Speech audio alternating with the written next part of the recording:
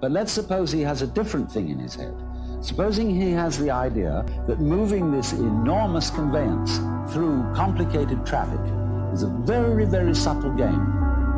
And he has the same feeling about it that you might have if you were playing the guitar or dancing. And so he goes through that traffic, avoiding this and avoiding that, and taking a fare like this, and he makes some music of the whole thing. Well, he's not going to be tired out at the end of the day. He's going to be full of energy when he gets through his job. The art of washing dishes is that you only have to wash one at a time. If you're doing it day after day, you have in your mind's eye an enormous stack of filthy dishes which you have washed up in years past, and an enormous stack of filthy dishes which you will wash up in years future. But if you bring in your mind to the state of reality, which is, as I've pointed out to you, only now. This is where we are. There is only now.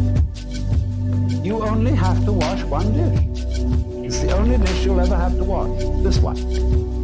You ignore all the rest, because in reality, there is no past and there is no future. There is just now.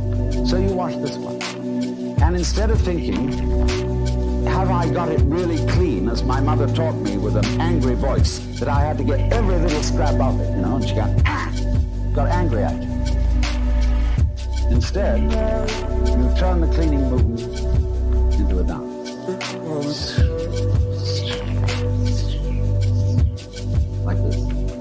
And you dig that. And you swing that plate around, and you let the rinsing water go over it. You put it off in the rack. Crazy. See? Take the next one. You get this rhythm. See? And you're not under compulsion all the time. You know, when I was a little boy and went to school in England, I had to learn the piano. They called it playing the piano. But actually, they said you must play. We had in England compulsory games. They used to post notices on the bulletin board in the school where I went. It said, this afternoon, everyone will go for a run. And if you didn't go for a run, and it was found out that you hadn't, you were flogged. So everybody hated going for a run, because they were under compulsion to play. Everybody must play. It's like the whole game of life we're all involved in. It's only a game, but everybody has got to belong. So we went running. I remember one day I was out on the run, and I was trying to enjoy myself because I was running on the balls of my feet, dancing along. And a fellow came up behind me who was running on his heels. He was jogging. And he was going clump, clump, clump, clump, clump, clump, clump, clump. And I said, hey, what's the matter with you? You're running on your heels. And you're jarring your whole body all the way through.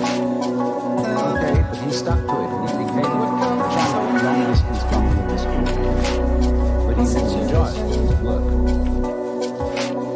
And all he enjoyed was the suffering that he endured that made him feel that he had really contributed to the human race because he suffered so much.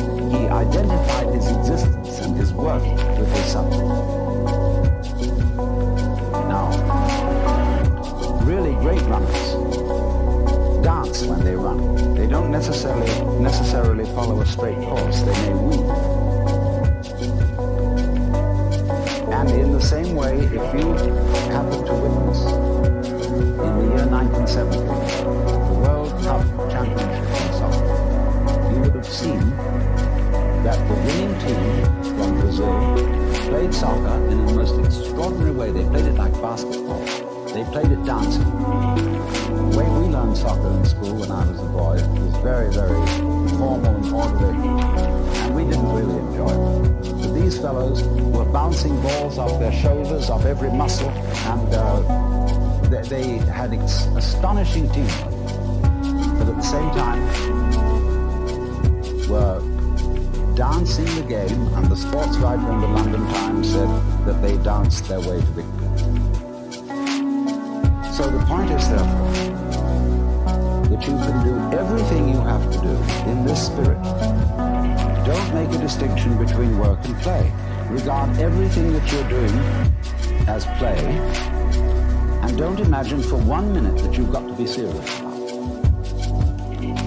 Let's take, for example, the rest of the world other than ourselves.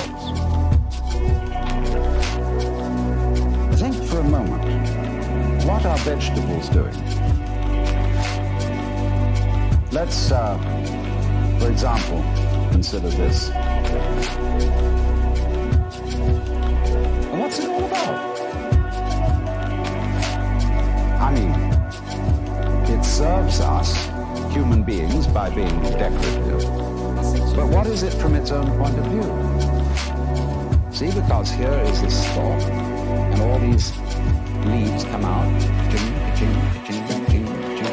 all that stuff, and whoops, it goes into this. And then it goes into flowers in the end, you see, and they go all around. And I look at the thing, and it's like a symphony. It's just like Bach doing a fugue, with all the different movements going.